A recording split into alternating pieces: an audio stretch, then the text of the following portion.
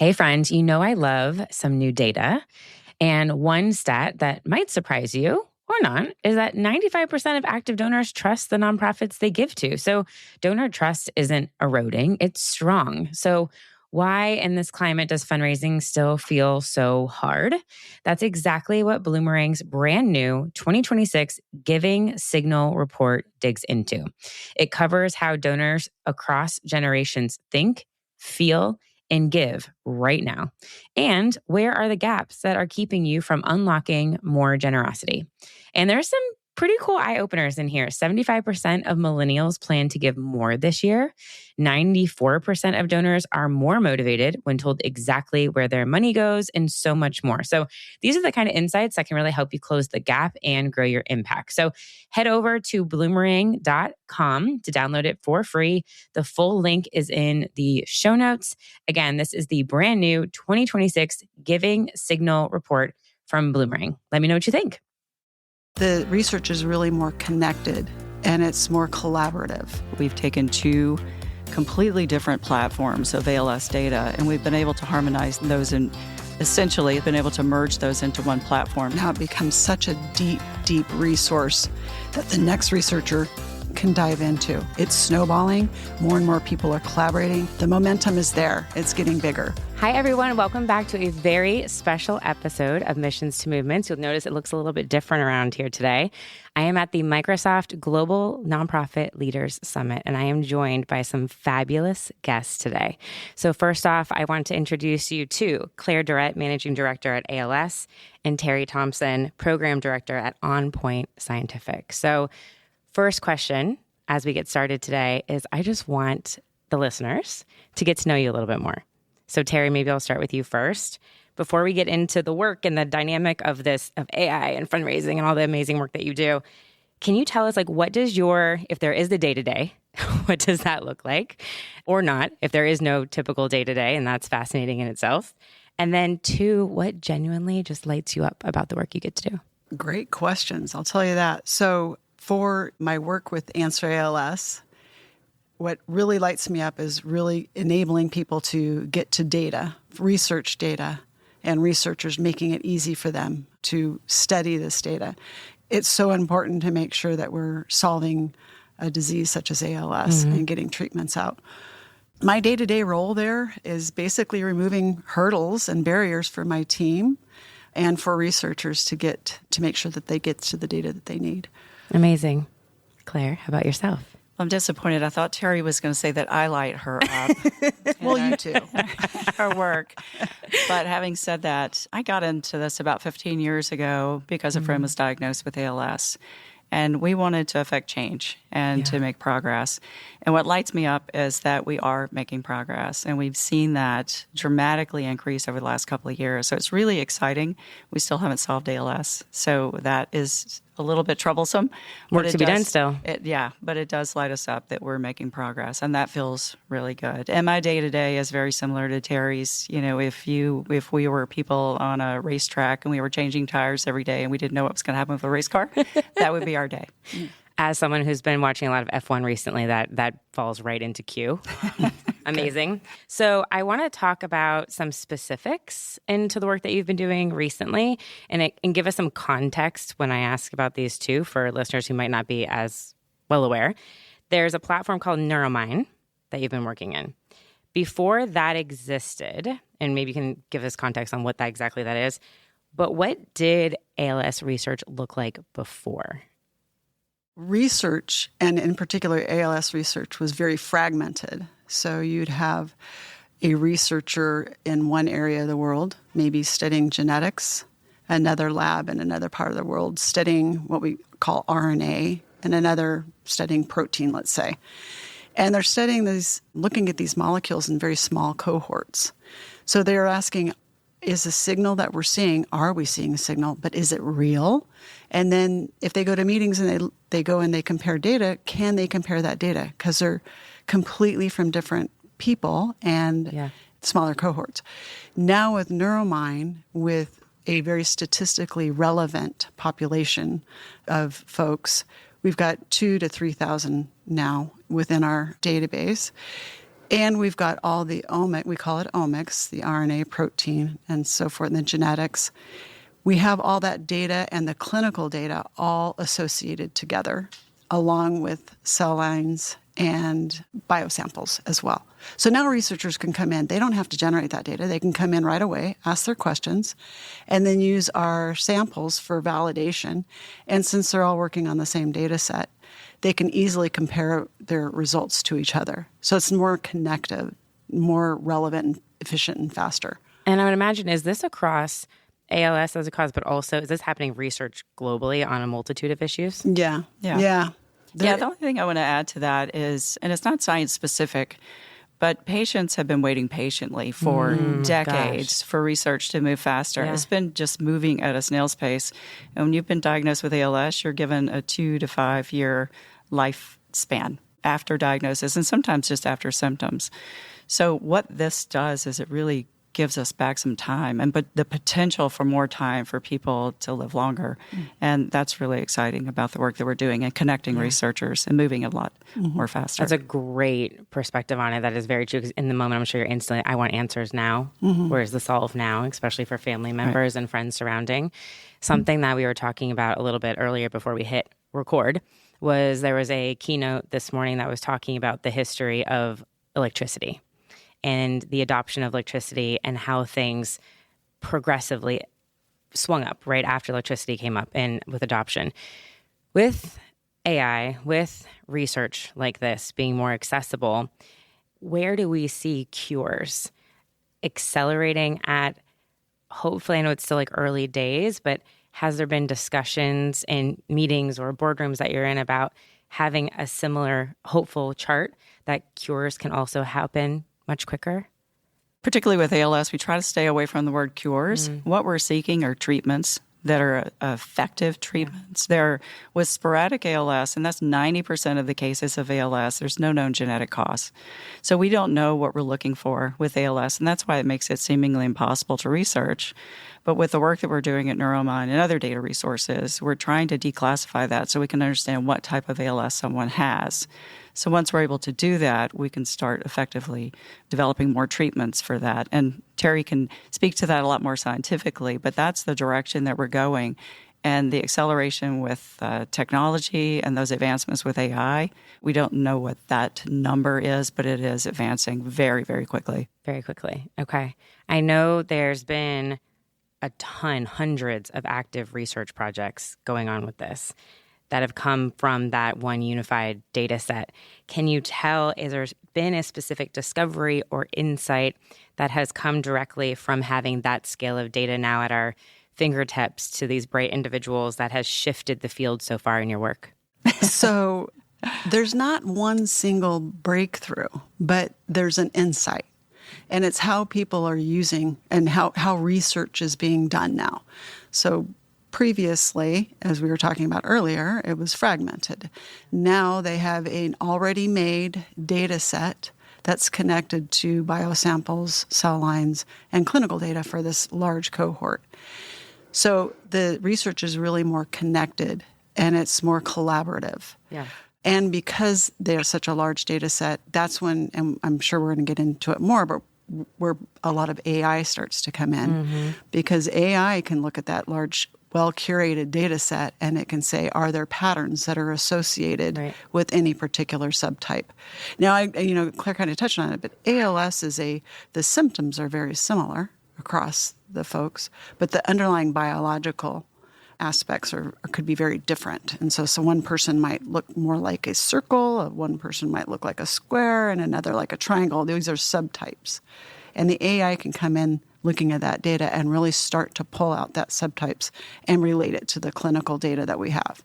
Oh, and if I can just add to that, the one thing that has really been powerful is the fact that we've taken two completely different platforms of ALS data, and we've been able to harmonize those, and essentially, it's not technically a merge, but we've essentially been able to merge those into one platform so researchers have access to that anywhere in the world. That is an incredible insight that we've been able to accomplish, and other people are trying to do that as well. So it's kudos to Terri and her team for pulling that together. You're very sweet. Thank you. And thank you, Microsoft. When did this all start to happen? How new is this? So on a scale of generating data, it started happening quite a few years ago, but the actual platform that we have right now was launched in 2020. Okay. Prior to that, it was more academic institutions trying to get this data out, but they just can't scale, and they don't have the security measures like we have now with the platform we built with Microsoft. And the idea was forged about 11 years ago, and it was really ALS patients, their families, clinicians, and researchers meeting, and they hatched this plan to create the single largest, most comprehensive ALS resource and share that openly around the world. And so that idea sparked Answer ALS. About 6 years later, the data started pouring in, and they built this platform. So it's only been a few years. That's phenomenal.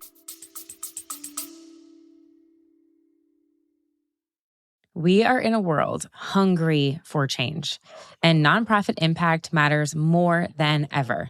Yet every day, you're asked to do more with less time, fewer resources, and tools that weren't built for the way nonprofits actually work. But what could you do with more? That's the promise of Bloomerang. They are a trusted giving platform built for purpose. Bloomerang integrates fundraising, donor, and volunteer management into one really intuitive platform. It really connects your data to reveal real opportunities, showing you who's ready to give, when to reach out, and how to deepen every single relationship. So instead of juggling a bunch of systems, you're building momentum. And instead of guessing, you're truly guided by insights. And we're not settling for good enough anymore. We're raising more, retaining more, and inspiring more generosity year after year. When tools are built for a purpose, your mission truly goes further. More connections, more confidence, more impact. And that's how we like it. So you can learn more about how you can do more with more at bloomerang.com. That's BLOOMERANG.com.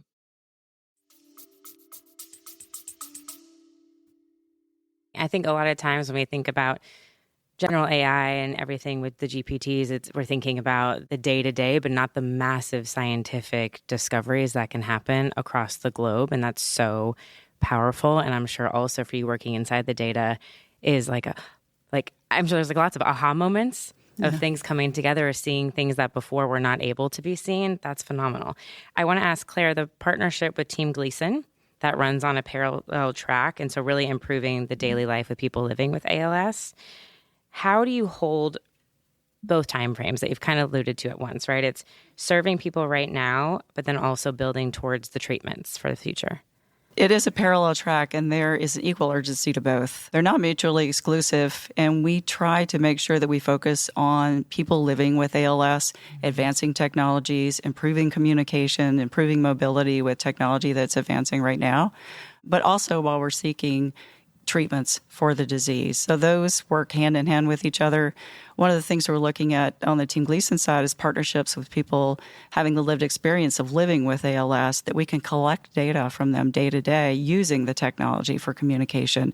We're already gathering voice data. We've gathered voice data. Others are as well. But looking at how people move, their gait, their heart rate, when they're sleeping at night, we can gather all that information and understand more about their biology, help us understand more about what ALS that particular person has, and then create treatments for them. So living with the disease is just as urgent in what we do with that as it is finding treatments for them. Amazing. With the research timelines, I know they've accelerated, I think it was said by 65%, which is phenomenal. For a nonprofit looking at you, or a research organization that is listening right now anywhere in the world that is hearing that number and hearing what you're talking about right now, what had to be true for the infrastructure, the decisions, the partnerships, the culture? This is a very big question, but for that kind of acceleration and for what you're talking about now exists to happen, for those that maybe aren't in that spot, but they're like, what in the world? Like, this could be possible for us too. Can you speak to kind of what's made this possible? So from my perspective, there are several things you just named. All those things had to happen. We had to have barriers broken down. So the barriers for infrastructure, we had to have very large data sets, and they had to be well connected and well curated. We had, for the infrastructure part, partnerships to help build out those platforms. Nonprofits can't do that alone. So Microsoft kindly helped us build that platform to help and be very usable for researchers. So those two definitely had to come together. But the really, really neat thing that started happening, and we're seeing it snowball right now, is researchers are getting this data for free. They have to sign a data use agreement, but they get it for free. And they are creating their own data off of the data derivatives, we call it. Or they'll use the biosamples from our repositories. And the data that they generate there, they're sharing it back to Neuromine. So now you can see we started out with a certain level of genetic data on these participants, and now there's more data being added back. So now it becomes such a deep, deep resource that the next researcher can dive into. It's snowballing. More and more people are collaborating. People are excited to donate their data back. The momentum. The momentum is there. It's getting bigger. Yeah, and the only thing I'll add is that we had to think really differently than what traditional research does. We had to think in terms of what we were mandated to do, and that this needed to be shared freely and openly around the world. That's not done very often in traditional research. So we did not only break down technical barriers, but we had to break down thought barriers and how we can accomplish that. For someone who's dealing with that and maybe there is friction, what would be your recommendations? Just keep going. Our mission was created by people living with the disease. So we didn't really have a choice to go back and say that was status quo and that we have to keep going that way. It just wasn't working. It was very slow.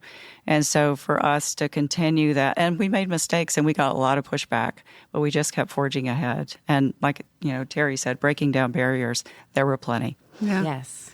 I think for the folks out there, it is definitely identify what your barriers are. What are you trying to get to and what's blocking you? First, identify them. And then once you identify them, what would make it easier for you to get to where you want to go? Right. And then you search out that partnership or that help, or you use AI and whatever, like we heard this morning. That's right. You use AI in processes that you can then spend more time in other areas. That would be the suggestion. And don't just focus on the big mountain in front of you, right? Chunk it out. Chunk it out. Yeah. One of my favorite books at the moment is Dr. Benjamin Hardy, The Science of Scale, and Gady, I think. And he talks about thinking about the seemingly impossible goal. And if you think about the impossible goal, what's actually going to get you there? Who is going to help get you there? And it's likely not the things that you're focused on right now. If it's been thinking about incremental growth, you're going to have to find new partners. You're going to have to build new technology. You're going to have to think about things in a totally different perspective, and then give yourself a tighter timeline to actually push and focus on that seemingly impossible. And then it's not actually that impossible. Mm-hmm. Yeah, and if it's not working, pivot and find another path for it to work. And we have done that plenty of times. We see where we are today, and we know that everything that we were able to do has been worth it. It's been worth the struggle. Yeah, it's incredible. Clare, question for you. How are you? It's such a fabulous story, and I'm so thankful that the listeners are here to hear from you. How are you getting this out publicly to supporters of the organizations, to patients that you're working with, to the broader scientific community, in a way that is really translating the very technical aspect of the work that you're doing into something that's really building trust and support and further momentum for the treatments down the line? Yeah, and you're in this, so you understand that communicating difficult subjects are really challenging to the general public. And we do have donors, we have partners, we have tech partners. Terri does a great job communicating to the research community. And when we're communicating to the ALS community or donors or our partners, we have to take this complex information and break it down to where it makes sense to humans. It makes sense to the humans who committed themselves to giving us their body and their time for us to create this massive data set. So we're open, we're transparent with them. We let them know exactly where we are in our progress. We are very open about when we've had struggles and what that looked like. People have been patient with us, and they're on the journey with us. Everyone who's been our partner is still our partner today. We're really grateful for that. But just open, transparent, digestible information for real humans. Amazing. Just to touch on that, just to remind everybody, when we were finishing and really in the heart of generating a lot of this data, COVID hit. So to her point, to people donating and patients, it was a very hard time because some of the labs where we were generating this data had to shut down. So we had long lapses of no data generation. And that's why just this last fall, we got our last set of data because of that closure. And they have stuck with us and have been patient with us through that whole process. Yeah. Yeah. And, sadly, we've lost a lot of people, but we've also gained a lot of trust from their families to continue using their legacy and using their data to help solve the disease. So we're going to forge ahead. Transparency, storytelling, constant communication. And I think sometimes that's, we don't want to share this hard story, but that's exactly what somebody needs here to understand this is exactly where we're at. Yep. There's no reason. Yeah. ALS is hard enough as it is. We don't need to sugarcoat anything. Yeah. Amazing. Thank you both so much for your work, for sharing your voices and amplifying the incredible research and communication that comes with that and storytelling, and to everyone out there who is just as eager as you to work towards research, finding more solutions. So thank you both. Appreciate your time. Thank you so much. Thank you so much for tuning into today's episode of Missions to Movements. If you enjoyed our conversation and found it helpful, I would love for you to take a moment to leave a review wherever you're listening. Your feedback helps us reach more change makers like you and continue bringing impactful stories and strategies to the show. Don't forget to hit that subscribe button too, so you'll never miss an episode. And until next time, keep turning your mission into a movement.